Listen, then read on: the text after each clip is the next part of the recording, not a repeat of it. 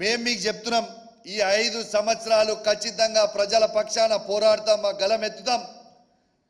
ఈ ఎమ్మెల్యేలు ఉండొచ్చు, ఎమ్మెల్యేలు పోతే పోవచ్చు, మాకేం ఫరక్ పడేది ఏం లేదు. మాకు బీఆర్ఎస్ పార్టీ కార్యకర్తలు ఉన్నారు. మేమందరము ఎమ్మెల్యేల కంటే ముందు బీఆర్ఎస్ పార్టీ కార్యకర్తలము, బీఆర్ఎస్ పార్టీ సైనికులము, కేసీఆర్ కింద ఉండే శిష్యులము. ఖచ్చితంగా పార్టీ బతుకుతుంది, ఖచ్చితంగా మళ్ళా పార్టీ అధికారంలోకి వస్తుంది. ఖచ్చితంగా చెప్తున్నా 5 సంవత్సరాలలో మళ్ళా కేసీఆర్ గారు ఈ తెలంగాణ రాష్ట్రానికి ముఖ్యమంత్రి అవుతారు అని బల్ల గుద్ది చెప్తున్నా, రాసి పెట్టుకోండి. మీరు ఎందుకు ఇంత బలంగా చెప్తున్నా తెలుసా? 5 పార్టీల ఎమ్మెల్యేలు ఉన్న కాంగ్రెస్ పార్టీ నాయకుడు లేనోడు ఒకడు, మనిషి లేడు, వల్ల మార్చడం లేడు, ఒక నాయకుడు లేడు. గవాల 5 ఎమ్మెల్యేలు ఉండి పట్టుమని 5 ఎమ్మెల్యేలు లేరు. గా పార్టీ అధికారంకి వచ్చింది 64 మందితో. మాకు తెలంగాణ సాధించిన కేసీఆర్ ఉన్నాడు, దాని కింద బలమైన నాయకత్వమైన కేటీఆర్ గారు ఉన్నారు, హరీష్ రావు గారు ఉన్నారు. ఇంత బలమైన పార్టీ ఉండి, ఎస్టాబ్లిష్ అయిన ఉన్న పార్టీ ఉండి మేము అధికారంకి రామన్నా.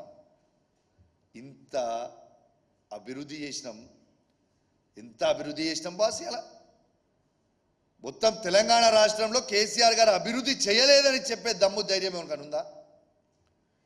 ఈ 10 సంవత్సరాల ఛాలెంజ్, ఇది కూడా ఛాలెంజ్ ఇస్తున్నా. ఈ 10 సంవత్సరాలల్లా ఇది కూడా ఛాలెంజ్గా చెప్తున్నా. కేసీఆర్ గారి కంటే ఎక్కువ అభివృద్ధి చేసిన రాష్ట్రాన్ని ఈ భారతదేశంలో ఏ కాంగ్రెస్ పార్టీ పరిపాలిస్తున్న రాష్ట్రం కానివ్వండి, లేకుంటే బీజేపీ పరిపాలిస్తున్న రాష్ట్రం కానివ్వండి, కేసీఆర్ గారి కంటే ఎక్కువ అభివృద్ధి చేసిందని చూపించే ధైర్యం ఎవరికైనా ఉన్నదా అని నేను అడుగుతా ఉన్నా. ఇంకోటి కూడా చెప్తున్నా బ్రదర్, అది మా ఎమ్మెల్యేలే అనుకోర్రి, పోయినోళ్ళే అనుకోర్రి. ఎవరైతే ఇవాళ కేసీఆర్ గారిని మోసం చేస్తున్న ఎమ్మెల్యేలు కావచ్చు, ఎవరైనా కావచ్చు, బిడ్డ ఎవరిని ఇచ్చిపెట్టాం రేపు అధికారానికి వచ్చినాక గుర్తుపెట్టుకోర్రి. మీ లొసుకులు మాకు కూడా తెలుసు. మళ్ళీ మీరు కేసీఆర్ గారి దగ్గరకు వచ్చో, కేటీఆర్ గారి దగ్గరకు వచ్చో, హరీష్ రావు గారి దగ్గరకు వచ్చో, కాలు పట్టుకున్నా, ఏలు పట్టుకున్నా, లబో దిబో ఏడిచినా పార్టీలకు రానియం గుర్తుపెట్టుకోర్రి. ఇంతకు ముందున్న కేసీఆర్ గారు ఇప్పుడు ఉండరు. ఎటు పరిస్థితిలో ఎవరిని కూడా వదిలిపెట్టాం. మీ లొసుకులని మాకు కూడా తెలుసు. ఇప్పుడు మీరు అధికార పార్టీలో పోగానే మీ లొసుకులని మూసుకుంటే అని మీరు అనుకోకుర్రి. మళ్ళా 5 ఏళ్లలో కేసీఆర్ ముఖ్యమంత్రి అవుతాడు, అప్పుడు ఉంటుందిరా స్వామి రంగా, మీకు ఉంటుంది తెలుస్తుంది. అప్పుడు మీకు సమ్మ ఉంటుంది. అప్పుడు మీరు చూడురు ఏముంటుందో. కానీ బిడ్డ 5 ఏళ్ల వరకు ఎంజాయ్ చేస్తారు కావచ్చు, 5 ఏళ్ల తర్వాత మీకు ఉంటుంది చూడు స్వామి రంగా. తర్వాత చూడు ఎట్లుంటుందో మీ కథ. మీకు ఒక్కటే ఎగ్జాంపుల్ చెప్తా బాయ్. నేను పార్టీ కంటే పెద్ద ఎవరం కాదు, మీరు ఒక్కటి గుర్తుపెట్టుకోరు. నేను ఉన్న అందరు ఎమ్మెల్యేలకు కూడా చెప్తున్నా, మా బీఆర్ఎస్ పార్టీ ఎమ్మెల్యేలకి, మనం ఎవ్వరం కూడా పార్టీ కంటే పెద్ద కాదు. ఉదాహరణ మీకు చెప్తా, మా హుజరాబాద్ నియోజకవర్గం గురించే మీకు చెప్తా.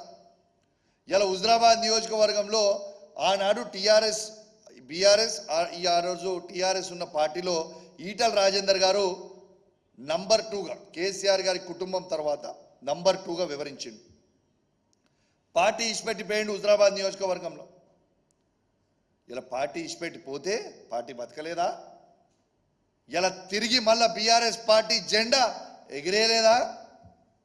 కాబట్టి పార్టీ లేని మనం ఎవరం లేం.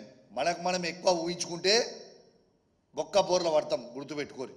ఈటల రాజేందర్ గారు పడ్డట్టు బొక్క బోర్ల మనం కూడా బొక్క బోర్ల పడతాం. కాబట్టి తస్మాత్ జాగ్రత్తగా ఉండురి. పార్టీ కంటే పెద్ద ఎవరం కాదు. ఇవాళ మన అందరం కూడా కేసీఆర్ గారి పుణ్యాన, కేసీఆర్ గారి బొమ్మ మీద, కేసీఆర్ గారు చేసిన అభివృద్ధి మీదనే మన అందరం కూడా గెలిచినాం. ఎవ్వరు కూడా మర్చిపోకండి అది. కాబట్టి ఈ కష్టకాలంలో ఎమ్మెల్యేలుగా మన అందరం కూడా కేసీఆర్ గారికి అండగా నిలుచుందాం. మన బీఆర్ఎస్ పార్టీ కార్యకర్తలకు అండగా నిలుచుందాం. మన బీఆర్ఎస్ పార్టీని కాపాడుకుందాం. మన తెలంగాణ రాష్ట్రాన్ని కాపాడదాం. దయచేసి మళ్ళా కేసీఆర్ గారిని గద్దె మీద కుసబెడదాం. దయచేసి ఎవరికన్నా ఇంకా ఈ దాంట్లో ఉన్నవాడు కూడా ఈ ఆలోచన ఉంటే మానుకోండి అని దయచేసి నేను హెచ్చరిస్తా ఉన్నాను. అసలైన తొలి వెలుగు. ఫాలో వాట్సాప్ @తొలి వెలుగు official.